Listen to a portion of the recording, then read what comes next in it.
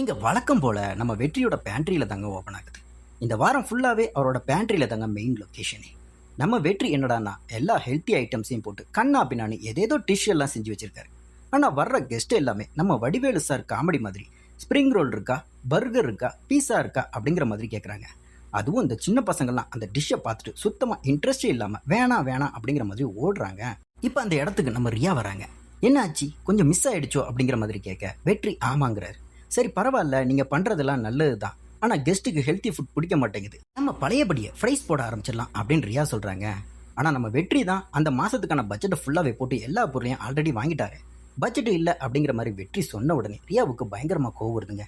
எனக்கு புரியல, நான் கால்குலேட் பண்ணி தானே பட்ஜெட் கொடுத்தேன், அது எப்படி இல்லைன்னு சொல்லுவீங்க? உங்க இஷ்டத்துக்கு பண்ணிட்டு இருந்தா இன்வெஸ்டர் என்கிட்ட தானே கேள்வி கேட்பாங்க, அவங்க முன்னாடி எனக்கு எவ்வளவு அசிங்கமா இருக்கும் தெரியுமா? இப்போ நான் நெடுமாறனுக்கு என்ன பதில் சொல்லுவேன் அப்படிங்கிற மாதிரி செமையா டென்ஷன் ஆகி கெட் அவுட் ஃப்ரம் ஹியர், பேண்ட்ரியை விட்டு வெளியே போங்க அப்படிங்கிற மாதிரி கோவமா கத்தி நம்ம வெற்றியை வெளியே அனுப்பிடுறாங்க.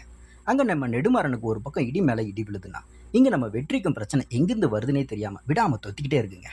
இது பத்தாதுன்னு நம்ம ரம்யா கேன்டீன்ல ரொம்ப அப்செட்டா உட்காந்துருக்கா.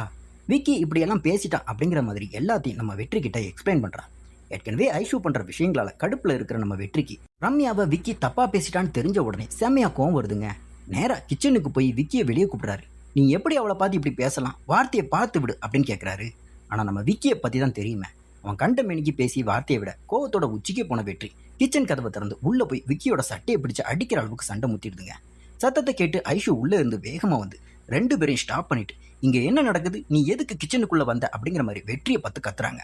அதுக்கு வெற்றி, இந்த விக்கி ரம்யாவை எவ்வளவு தப்பா பேசியிருக்கா, அதை நீங்க கேட்காம என்ன கேட்குறீங்க? ஏன் நீங்க கேட்க மாட்டீங்க, எனக்கு நல்லாவே தெரியும், அதான் நானே கேட்க வந்தேன் அப்படின்னு சொல்றாரு. உடனே ஐஷு, நான் அவன்கிட்ட கேட்கலன்னு உனக்கு யார் சொன்னான், நான் அவனுக்கு ஆல்ரெடி லாஸ்ட் வார்னிங் கொடுத்துட்டேன் அப்படின்னு சொல்ல மறுபடியும் இவங்க ரெண்டு பேருக்குள்ள ஒரு பெரிய கிளாஷ் ஆகுதுங்க. அப்புறமா விக்கி ஐஷு கிட்ட போய், இதெல்லாம் நீ கொடுக்குற இடம் தான், ஒரு ரூம் சர்வீஸ்ல இருக்கிறவன் எப்படி கிச்சனுக்குள்ள வந்து பிரச்சனை பண்ணலாம், இதை நீ சும்மா விட்டா அடுத்து எல்லாரும் இதே தான் பண்ணுவாங்க அப்படிங்கிற மாதிரி ஏத்து விடுறான். நிஜமாவே அந்த பழைய அன்பான ஐஷுவா நான் ரொம்பவே மிஸ் பண்ற அளவுக்கு இப்போ ஒரு வேற மாதிரியான ஐஷுவா காட்டிட்டு இருக்காங்கப்பா. அடுத்ததான் நம்ம ராஜனும் ரியாவும் சேர்ந்து ஐஷுவோட சிஸ்டர் திவ்யாவை மீட் பண்றாங்க. திவ்யா அவங்களோட பாய் ஃப்ரெண்டை இன்ட்ரடியூஸ் பண்ணி அவங்க எப்படி ஃபர்ஸ்ட் மீட் பண்ணாங்க அப்படிங்கிற மாதிரி ஒரு குட்டி ஸ்டோரி சொல்றாங்க. அது சின்ன ஸ்டோரியா இருந்தாலும் கேட்க நல்லா இருந்துச்சுங்க. அப்போ ராஜன், நீங்க இன்னும் ஏன் கல்யாணம் பண்ணீங்களா அப்படிங்கிற மாதிரி திவ்யா அவங்கள பார்த்து கேட்குறாங்க. பண்ணலாம், ஆனா அதுக்குன்னு ஒரு கரெக்டான ஆள் கிடைக்கணுமே அப்படிங்கிற மாதிரி ராஜன் சொல்றாருங்க.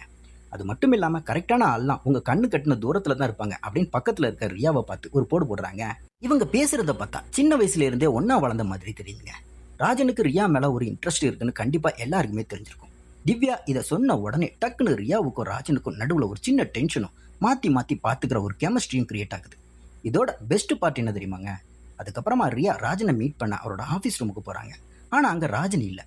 ஸோ இவங்க கேஷுவலா அங்க இருக்கிற கபோர்டை ஓப்பன் பண்ணி பாக்குறாங்க. நம்ம முன்னாடியே பார்த்துப்போம்ல, ராஜன் அந்த கபோர்டுக்குள்ள ரியா சம்பந்தப்பட்ட எல்லா திங்ஸையும் பத்திரமா வச்சிருப்பாரு.